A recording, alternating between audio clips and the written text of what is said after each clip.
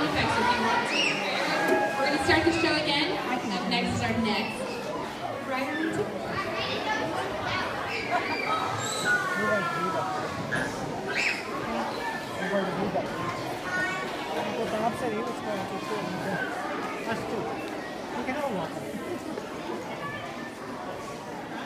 Hello everyone, my name is Michelle and I got the great opportunity to work with Anthony here. Anthony is a very cool guy and he taught me a lot throughout this entire process together. I think the biggest lesson I got was that just the power of imagination and what kind of stories that can create, so I really appreciated that. I really liked working with Michelle, my mentor, and I think I couldn't have written my script without her. And also, I would like to say thank you to her.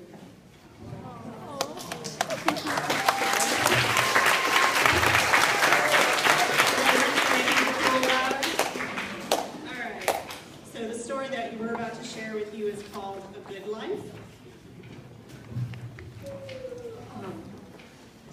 Never steal from the man that always solves the case.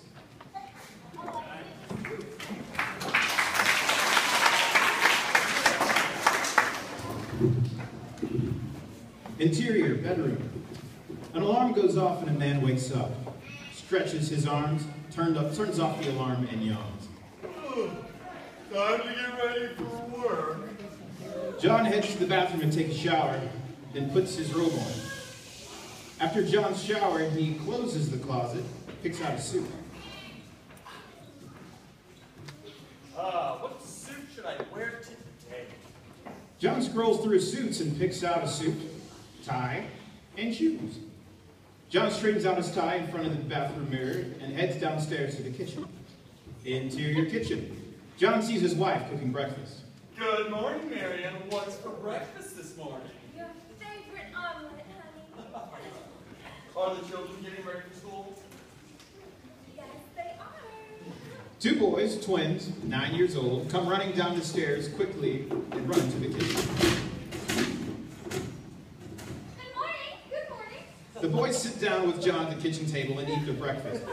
John finishes his breakfast and then he goes to feed his pet turtle in the living room. Here you go, George.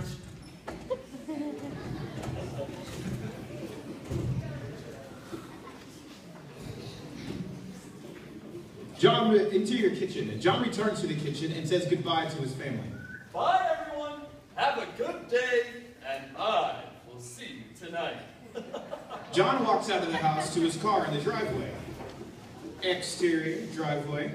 John gets in his car and puts his suitcase on the passenger side seat and starts the car. He turns on the radio to Sports Center. John drives to his office and catches the 5. He catches 5 red lights. So interior office. John enters his office floor and says hello to his coworkers as he walks to the office. Hello, everyone. John gets to his office and opens the already unlocked door. John goes to the coffee maker, lays his briefcase down next to it, and makes a cup of coffee. And goes to his desk with just his coffee and his briefcase. At his desk, he opens his file cabinet and grabs some paperwork. After a few minutes, he gets a phone call from his boss, Ricky. John picks up the phone. Hello? John, I need you to come to the courthouse now. Oh, okay, Ricky. I will be right there. John gets up, grabs his briefcase, and walks to the courthouse that is next to his office building. Interior, courthouse. John walks up to the security gate and puts his briefcase in the x-ray machine and walks through the gate. John grabs his briefcase and heads to his boss's office down the hall on the first floor, on the first door on the left. Hey, John, have a seat. I know you're really good at solving cases, but this one's very hard. What? What's the matter? There's a man that robbed a bank last night, and there are 2 suspects. I'm not sure which one is guilty. Ricky pulls up bank footage of the robbery on his computer to show John and paperwork that gives information about the potential robbers, names, addresses. John watches the video and looks at the paperwork. Wow, they stole a lot of money. Looks like have to go undercover to figure it out. John leaves the courthouse and goes to the first robber's address. He sits low in his car to see if a potential robber leaves his house. The first robber leaves his house and drives away.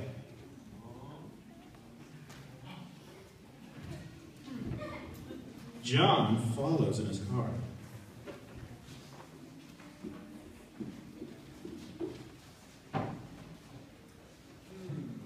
Wait a minute.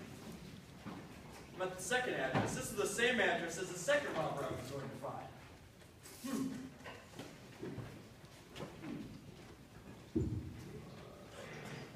Both robbers come out of the front door, and they get into the first robber's car and drive away. Whoa. John sees them leave and starts to follow them when they leave. I wonder what is going on. The robbers stop a few blocks away at the bank and get out of the car. They enter the bank. John sees this and drives home so he can review the video of the previous robbery to see if both robbers show up in the video. In the meantime, the robbers come out with 2 bags of money and quickly drive away from the bank. Interior, John's home. It's the next morning and John skips a shower, dresses quickly, and goes to the kitchen. Interior kitchen, John grabs his briefcase, feeds his turtle, and kisses his wife goodbye. He heads out the door to get to his car. Interior courthouse, John drives to the courthouse and parks. John barges through the double doors of the courtroom. Ladies and gentlemen of the jury, I would like to show you a video that proves that both of these suspects are guilty. John puts down a large viewing screen and puts the DVD into the DVD player next to the screen and hits play. Everyone in the jury box gasps.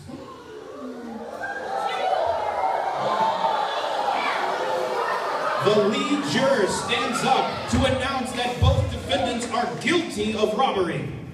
You are both found guilty! The judge hits his gavel, and the 2 defendants are led out of the courtroom to go to jail.